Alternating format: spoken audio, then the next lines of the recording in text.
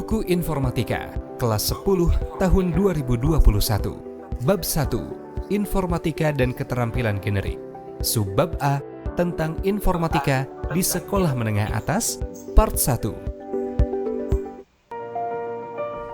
Halo teman-teman, apakah kalian tahu bahwa informatika adalah mata pelajaran yang baru diterbitkan buku pelajaran resminya pada tahun 2021 ini?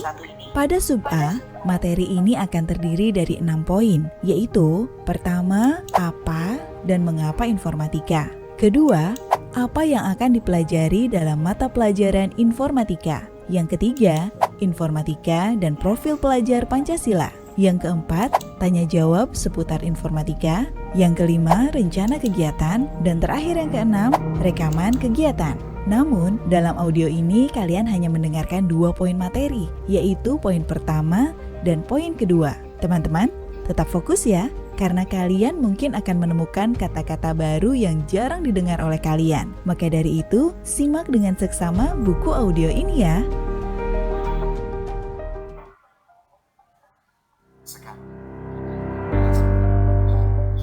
Sekarang, kita akan bahas poin pertama, yaitu apa dan mengapa informatika. Informatika adalah bidang ilmu mengenai studi, perancangan, dan pembuatan sistem komputasi, serta prinsip-prinsip yang menjadi dasar perancangan tersebut. Komputasi adalah ilmu yang berkaitan dengan pemodelan matematika dan penggunaan komputer untuk memecahkan masalah-masalah sains.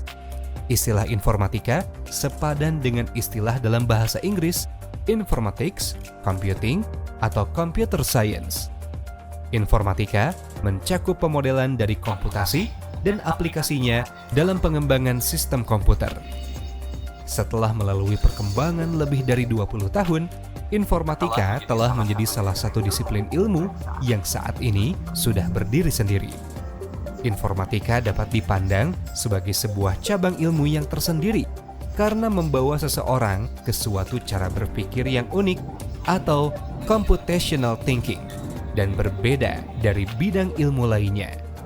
Ide-idenya tahan lama, 20 tahun lebih, dan masih terpakai sampai sekarang, serta prinsip-prinsip intinya dapat diajarkan tanpa bergantung kepada teknologi tertentu. Saat ini, manusia hidup di era digital yang sering disebut Industri 4.0. Dalam Industri 4.0, banyak hal dilakukan oleh manusia dengan memanfaatkan mesin cerdas berbasis komputer dan internet. Sedangkan, masyarakat sekarang ini disebut dengan masyarakat 5.0 atau Society 5.0 karena hidup di dunia fisik sekaligus di dunia siber atau maya saat melakukan kegiatan daring. Banyak kegiatan dilakukan manusia secara fisik maupun secara daring dengan pemanfaatan teknologi komputer dan internet. Dunia yang seperti ini menjadi makin cepat berubah. Banyak hal menjadi tidak pasti. Persoalan yang dihadapi manusia makin rumit dan beragam cara untuk melakukan hal yang sama.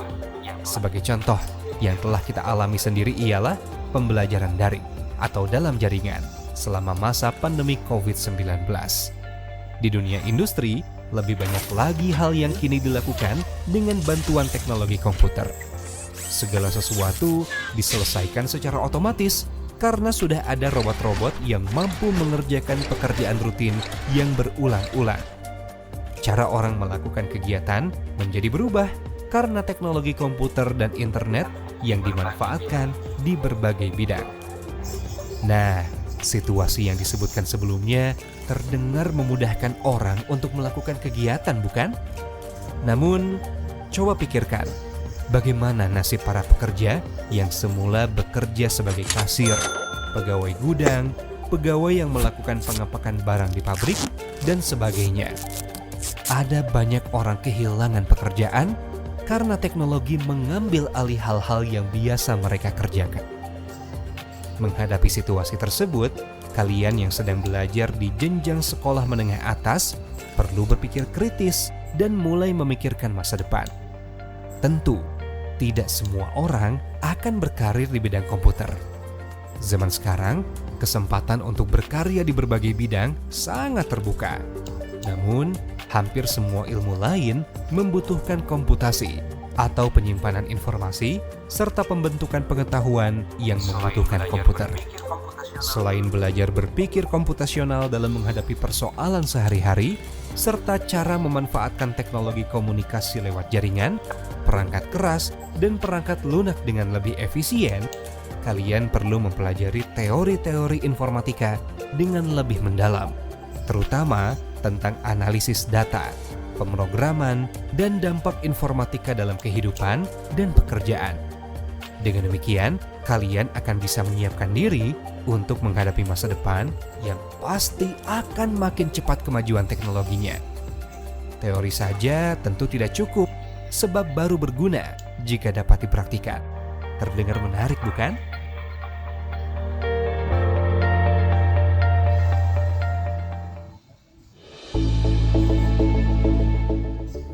Nah, sekarang kita akan masuk ke pembahasan poin kedua, yaitu apa yang akan dipelajari dalam mata pelajaran informatika.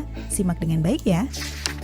Kalian akan mempelajari bidang-bidang pengetahuan informatika yang dapat digambarkan seperti bangunan sebuah rumah, yaitu berpikir komputasional atau BK yang berperan sebagai fondasi, sistem komputer atau SK sebagai pilar pertama, jaringan komputer dan internet atau JKI sebagai pilar kedua, analisis data atau AD pilar ketiga, algoritma dan pemrograman atau AP sebagai pilar keempat, dampak sosial informatika atau DSI sebagai pilar kelima, dan praktik lintas bidang atau PLB sebagai plafon rumah tersebut.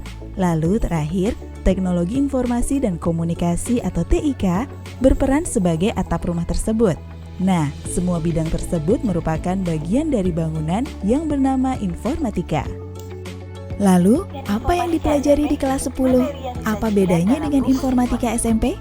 Materi yang disajikan dalam buku siswa ini dirancang untuk siswa yang sudah tamat belajar materi informatika di fase SMP. Berikut ini gambaran umum materi yang dipelajari dalam informatika kelas 10. Pertama, berpikir komputasional. Materi ini akan lebih fokus ke persoalan yang solusinya membutuhkan program komputer, sehingga perlu belajar tentang strategi penyelesaian persoalan yang tidak intuitif dan naif, tetapi yang didasari bagaimana komputasi akan dilakukan dengan lebih efisien dan optimal. Kedua, teknologi informasi dan komunikasi. Pada materi ini, kalian akan memahami integrasi antar aplikasi, memanfaatkan fitur aplikasi yang lebih lanjut dibandingkan fase sebelumnya, dan memanfaatkan fitur otomasi yang tersedia. Ketiga, sistem komputer. Kalian akan belajar mengenai perangkat keras komputer dan menengok lebih dalam serta lebih rinci tentang bagaimana data dan program disimpan dalam memori dan bagaimana instruksi diproses. Keempat, analisis data. Dalam bagian ini, kalian akan belajar tentang pengelolaan dan penyajian data bervolume lebih besar dan melakukan analisis yang lebih kompleks tentang bagaimana mengotomasi pengambilan data dari internet. Kelima, algoritma dan pemrograman. Kalian akan belajar membuat program dengan menggunakan bahasa pemrograman tekstual dengan menerapkan strategi berpikir komputasional. Keenam, dampak sosial informatika. Kalian akan belajar mengenai dampak informatika di berbagai bidang seperti ekonomi, hukum, dan keterbukaan informasi, serta karir apa saja yang terbuka di bidang informatika. Dan terakhir, ketujuh, yaitu praktik lintas bidang. Selain mempelajari materi-materi di sebelumnya, kalian juga akan belajar bekerja sama secara kolaboratif untuk membuat rancangan solusi persoalan sosial yang harus mengandung perangkat lunak aplikasi. Semua ini baru gambaran materi loh, tapi membuat semangat dan menantang bukan?